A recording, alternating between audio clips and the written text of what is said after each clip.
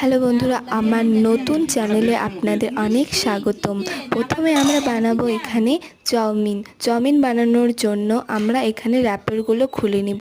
খুলে নেওয়ার পরে একটা হাঁড়ি বা একটা কড়াই বা সসপ্যানে আমরা জলটাকে গরম হতে দিয়ে দিব। ও একসাথে ম্যাগিটাও দিয়ে দিব। তারপরে একটা পাত্রে আলু, পেঁয়াজ, লঙ্কা কুচি করে ঢেলে দিব।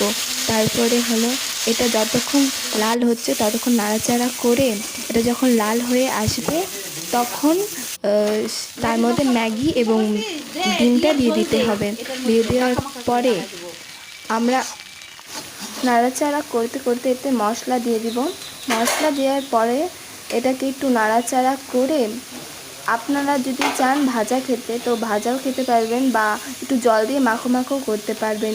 এতে আমরা জল দিয়ে দিব। একটু জল দেওয়ার পরে নাড়াচাড়া করে আমরা এটাকে নামিয়ে দেব। নামিয়ে দেওয়ার পরে আমরা আমরা সবাই মিলে এটাকে খাবো।